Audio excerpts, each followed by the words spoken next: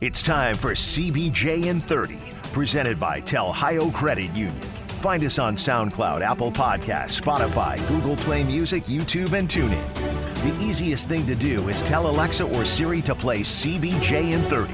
Here's your host, Bob McElligott. Let's go to Canada. Let's leave today. Canada, Canada. I see the way. Let's go to Canada.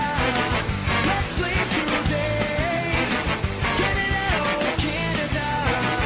I see the way. Welcome to CBJ in 30, presented by Telhio Credit Union. Today, coming to you from Banff, Alberta.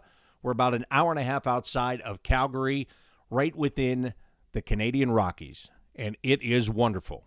And it is certainly much more wonderful than the end of the game against the Calgary Flames on Wednesday night. I'll get to that in just a moment. First, I want to tell you about Telhio Credit Union and all the great services that they have and why you should be a part of what they do. I'll tell you, the best way to find out about why you should be a part of what they do and who they are is by going to their website at telhio.org.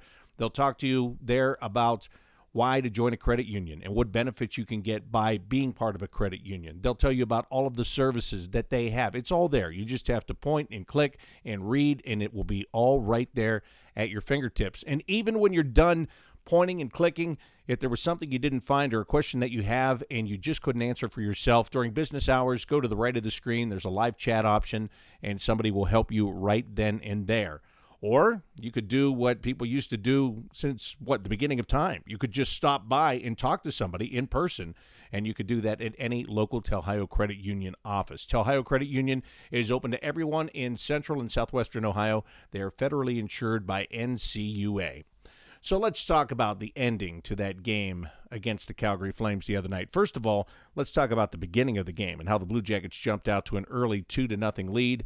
Devin Shore scored his first goal as a member of the Blue Jackets, and then Calgary turned the puck over in the neutral zone. Nick Foligno and Gus Nyquist went back in a 2-on-0, and Nyquist buried the puck to make it a 2-0 game. But it was one of those games again where I felt, as I watched it, I felt that they've got to get the third goal because Calgary was just coming back from a long road trip. All of a sudden, they're down 2-0 at home early in the game. If you can just get one more, if you can just make that hill very tall for them to climb, maybe, just maybe, they will fold a little bit. Maybe not completely, but maybe they will just be frustrated, and that's going to put you in good standing. And that's how I felt about it, and the Blue Jackets couldn't get that goal. And there were a couple of opportunities that really stood out to me. Emil Bemstrom had a golden opportunity to get a puck by goaltender Cam Talbot. Couldn't do it. There was another one where Talbot turned it over to Pierre-Luc Dubois. The net was essentially open. The Blue Jackets couldn't settle it and get a shot on net. That was a missed opportunity. And the Calgary Flames just stayed in the game. They just hung around, and waited for the Blue Jackets to make a mistake. And then they made that mistake. Zach Werenski, who struggled in the fact that he was on the ice for all three goals.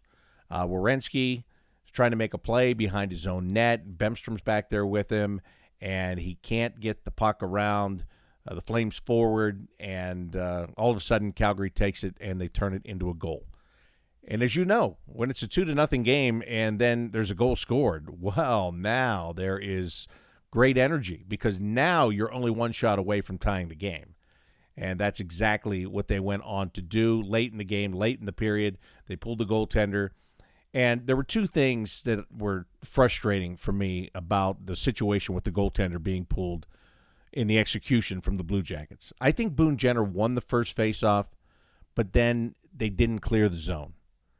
And then the next two faceoffs, I think there were two after that, they lost both of those faceoffs. And at that point of the game, when the net is empty at the other end and you lose the faceoff, you are just inviting trouble to your doorstep. And that's what happened. But the inability to win faceoffs, key important faceoffs, and the inability to clear the puck from the zone, they came back to bite the Blue Jackets. It all happened there in those final minutes, and Matthew Tkachuk took full advantage of it. They got the second goal, made it a 2-2 game. Then in overtime, again, it's another overtime that is just kind of frustrating to watch. Not kind of. It was frustrating to watch. The Blue Jackets, I think, are very tentative in overtime. There are different people going out over the boards. It's not like the old days here, right? It's not like the old days. I saw a Twitter question where somebody was, through the question, was complaining about the Blue Jackets' inability to close out games and not to win in overtime, how they struggle in overtime. And why is that? Well, what I just said right there is it's not like old times. And if you go back just a year ago, and this is not something we talk about a lot, but it's a fact. It's an absolute fact. When you have an overtime, you've got three guys out there for overtime. When one of them is Artemi Panarin and another one is Seth Jones, you have a distinct advantage in the overtime. The Blue Jackets are trying to find ways to score.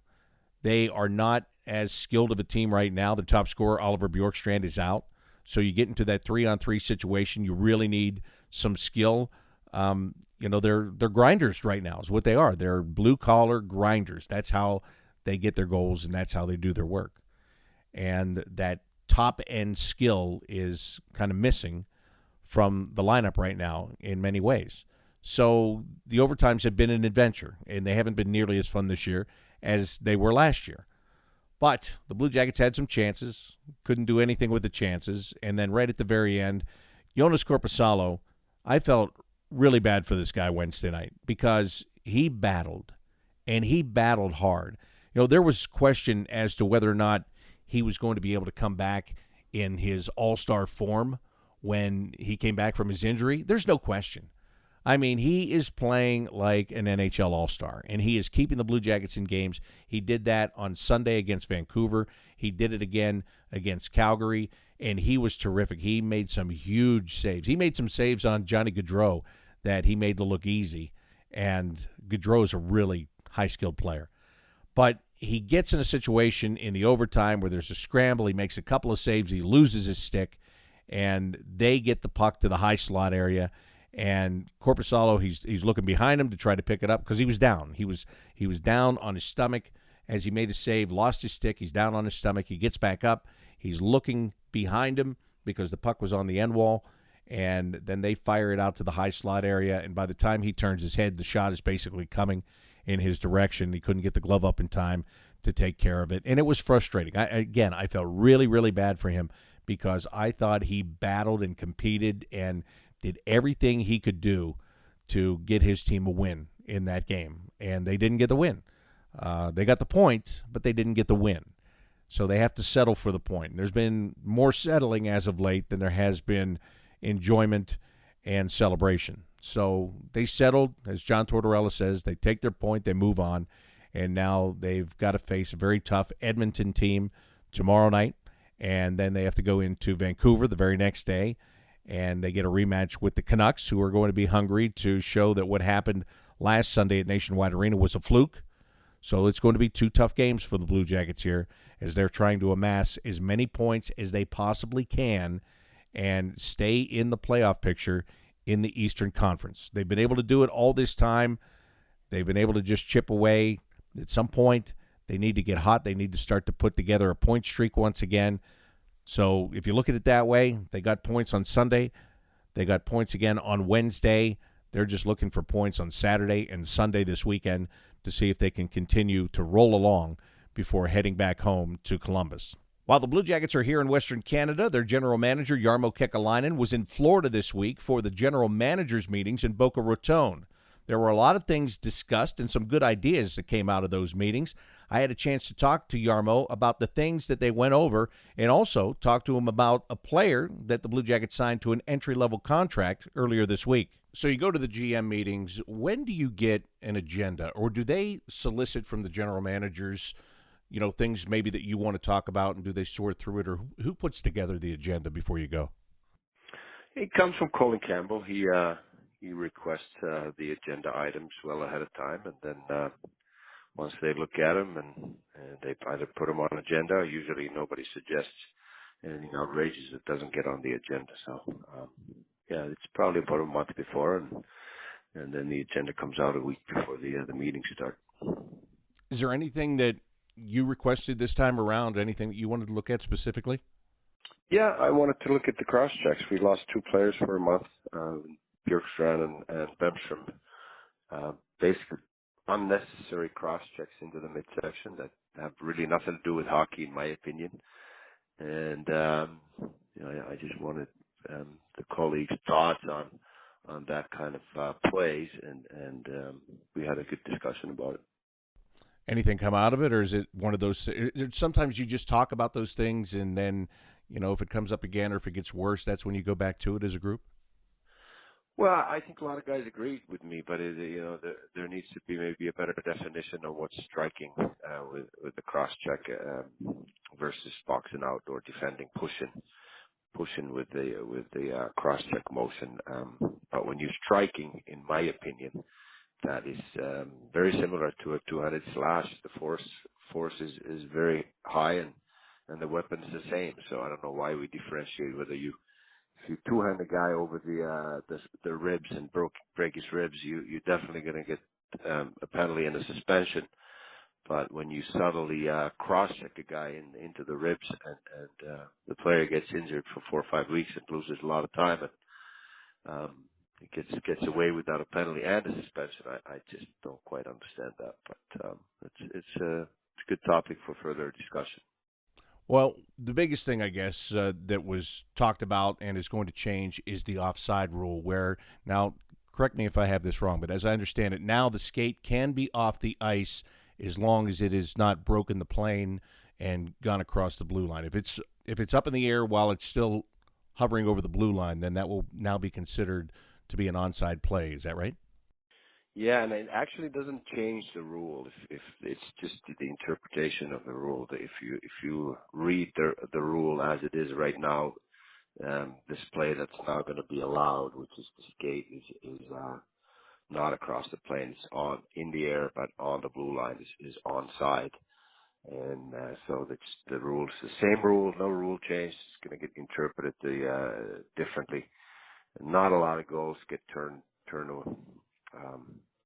because of that rule now, but it seems that we all agree that some of the great goals get turned back just because the skate is an inch off the ice, and it seems very unnecessary when we want more goals. Has that rule been, I don't know if I want to use the word bothersome for you guys as a group, because it seems like ever since the replay was initiated for that's one of the things that you've gone back to a couple of times to try to tweak it and try to get, as you just said, the interpretation of it straightened out. Has that been frustrating, that rule, or is it worth all of that because you're getting the calls right? Well, we're always trying to improve things, and one of the things is the skate on the ice or off the ice is the hardest thing to determine in the replays and in the reviews and challenges. So now this eliminates that, where you don't have to be certain if the skate is touching the ice or not, and it will be easier to see whether the skate is across the lane or not, or if it's on it. But as I said, determining whether the skate is on the ice or off the ice just by millimeter is the hardest thing to do. So how much easier is that going to make it on the coaches now when they only have, a very short time to review those plays? I imagine it'll make it easier. They'll be able to look at that. Like Dan Singleton, your video coach, will be able to look and say, hey, look, the skate's in the air, but it's on the blue line, and that'll keep the game going faster. You won't slow it down even more. Yeah, it'll make it easier. As I said, the hardest thing to determine is whether the skate is touching the ice or not when it can be so close. And now it's just about whether it's across the blue line or not. So it'll definitely make things easier for the challenges. What are some other topics that you guys talked about that you thought were good conversations and that something could come out of it in the future, or it was just good to sit down as a group and compare notes and make sure everybody's on the same page? Yeah, I think there are a lot of different topics that we talked about. We talked about CBA-related issues a little bit, and cap projections for next year. Those are always interesting for us when you know that you have to plan some things into the future with your contract situations. But it's also interesting to talk about the game in general when we get into those small groups and we talk about different rule interpretations or changes we could potentially make. And as I said, I was interested in hearing some of the thoughts on the cross-check issue that I put on the agenda. And in general, this is always a very good time to meet with the guys. It's more relaxed because it's through the deadline or after the deadline, and not much we can do anymore except to watch and be agitated. Yeah, nobody's wheeling and dealing. That's done, at least not for a little while. I saw that there was maybe some talk, not anything concrete, but maybe about doing a salary cap instead of from year to year, perhaps maybe setting a multi-year salary cap sometime in the future. As a general manager that's always projecting and trying to figure out how much money you're going to pay and what the cap is going to be and, what your restrictions are, how much more helpful would that make it if you knew for a couple of seasons what that number was going to be? Yeah, that would take some of the guessing or projections away, obviously, but we have a pretty good idea that where it's heading. So it's not like it goes back and forth or out of the blue or something like that. It's a pretty steady projection upwards.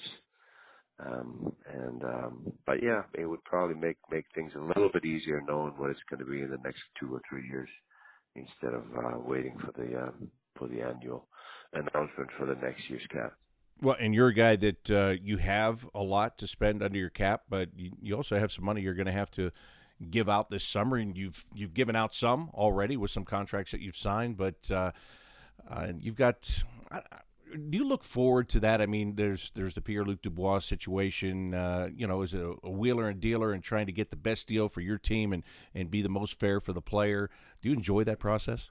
Not as much as I do most of the other parts of the job, but for me, it should always be about the team, what's best for the team. And I know that the players have to look at it differently from their point of view, because they're planning their careers, they're planning for their lives and their families and all that, and it's their individual careers and earnings. But we're trying to put the best possible team on the ice, and that's why sometimes we have to take a little bit harder line in situations where we have the leverage, so that we can save in other areas or save for other areas where we might have to pay a little bit more for a player that has the leverage, and those are the situations where we have to do the best we can to put the best possible team on the ice, and that means using the leverage when we have it, and then making hard decisions if we don't.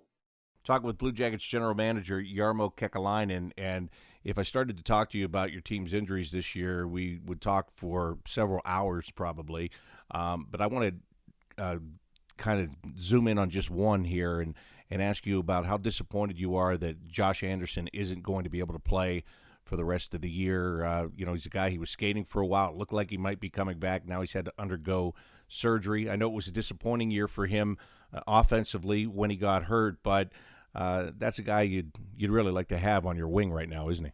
Yeah, there are a lot of guys that we'd like to have, but they're injured, and that's unfortunate. And we're just concentrating on the guys that we have healthy and playing. And Seth Jones definitely a player that we miss a lot, and he's the backbone of our defense. But Josh Anderson has been a big part of our success, and we wish the best and quickest recovery for him now. Even though you've had all these injuries, I guess there's a silver lining. Well, I know there's a silver lining. I mean, all these players that you have stockpiled, you look at the guys on paper, then you can go watch them play as a scout, then you can sign them to a contract, then you can put them in junior, American Hockey League, whatever. As you're watching them play, you're always having to project and figure out if they're going to be able to play in the National Hockey League.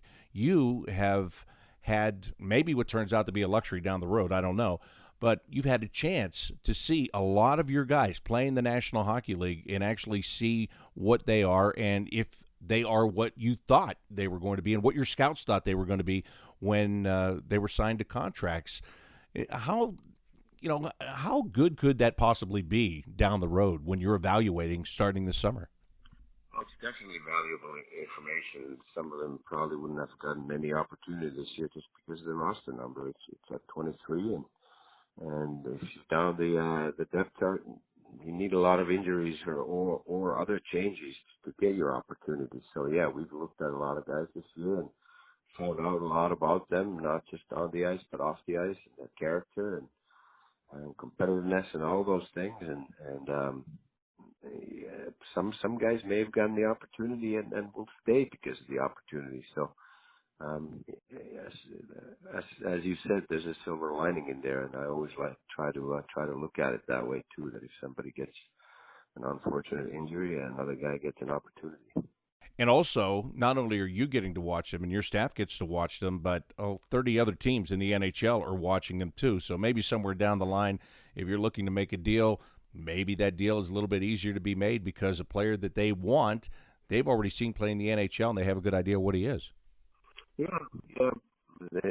People are watching every night on every level, and they have their own projections, and you never know what they're thinking. But the more exposure on the NHL level, the better probably the market value. That's for sure. As beat up as your team has been, and the fact they're still in a playoff race, as you look at it, and we're talking about all that talent that your scouts have scouted and you have signed, how proud are you of everybody in this organization and just how they've been able to compete, how they've been able to stay there, and how they just keep giving you a chance? Very proud, but there's a lot of work to be done. So, our amateur scouts done an excellent job finding guys through the draft, and I've mentioned this a few times. We had one draft for 4 defensemen from one draft that played games in the NHL, and some of them will have long careers, and most of them will have long careers in the NHL.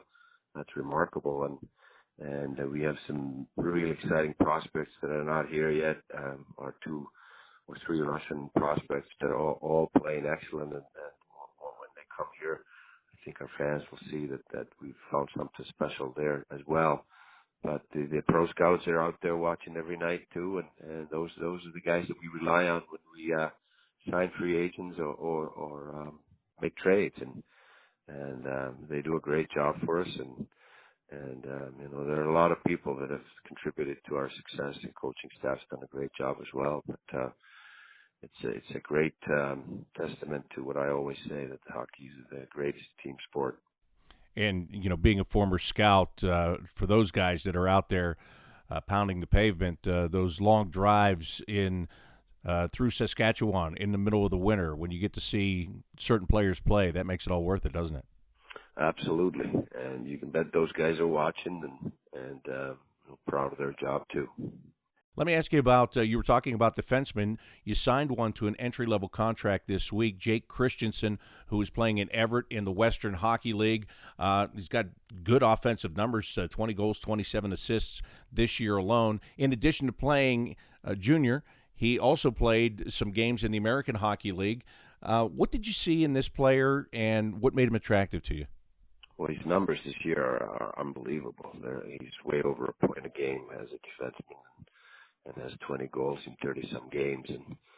And so we don't really have a defenseman with that kind of offensive ability coming up through our pipeline. We have Tim Burney, who's a pretty good puck mover. Eric Yorth is just getting started over here and has some offensive qualities as well. But Jake's going to bring us another dimension. That we have some pretty good ones on the NHL level, obviously, with Zach Werenski and Seth Jones and a couple of the other guys. But Jake's numbers this year in particular have been off the charts, and he brings another element of offensive defenseman who can run the power play and join the rushes and move the puck. So that was something that we felt that we were lacking in our depth chart, and he's a 20-year-old playing as an overage already, so he'll be in playing pro next year for us, and time will tell where he'll end up, but he'll get a good opportunity to show what he has.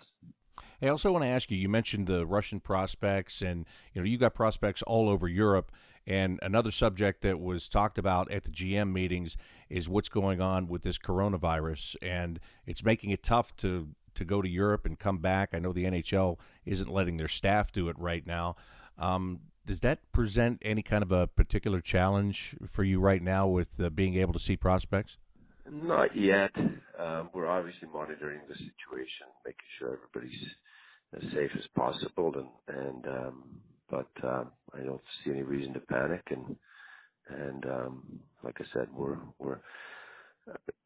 taking all the information in that we can to make the best possible decision to keeping everybody safe. Hey, why do they have those meetings all the time in a place like Boca Raton, Florida? How come you guys don't ever get together and say Winnipeg in February or March? So, yeah, we do actually, but for different reasons. So that this is a good place to have the March meetings, Bob. Very diplomatic in that answer, Jarmo. I like that. And I know you've stayed there. You're going to do a little bit of scouting along the way on your way back to Columbus, right? That's correct. That's correct. Well, There's a game tonight here in Florida, and then I'll go to New York area to catch a couple of games and actually catch a doubleheader on Saturday. So it'll be productive. Well, I know this is a dumb question, but obviously you still enjoy that, right? I mean, you cannot see enough hockey. You love just to go and drink it in and evaluate, don't you? Oh, I can get enough of it, but I do love watching hockey games, and I do that every night pretty much either at home on TV or at our games or scouting on the road. So that's something I enjoy. I love the game of hockey. I love playing it. I love watching it, evaluating players, and everything about it. And the guys these days are so good. They're so skilled. And the game's so fast. It's really entertaining to watch. Well, I'll tell you, normally I would be jealous that you're in Florida and we're somewhere in Canada, but I'm looking out my window and I see the beautiful mountains here in Banff. So I don't know if you got the right side of the deal on this trade this time. Well, I got to choose since I organized the trip to Banff, Bob, so enjoy the couple of days, Jason. Thank you, Jarmo. I appreciate it very much. And best to you and your trips, and we'll see you back in Columbus. Thank you. Take care now. That's Blue Jackets General Manager Jarmo Kekalainen from the General Managers meetings in Boca Raton, Florida. The Blue Jackets are back in action tomorrow night. They will take on Connor McDavid and the Edmonton Oilers.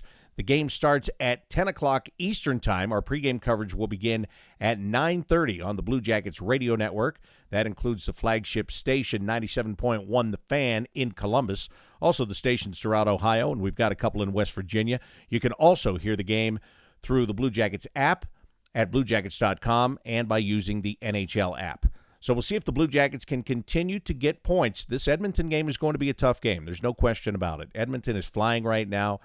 They've got a lot of things going well. Leon Draisaitl is playing well. Connor McDavid is back and just flying all over the ice. It is going to be a tough game. It's always a tough game, it seems, when the Blue Jackets go to Edmonton to play.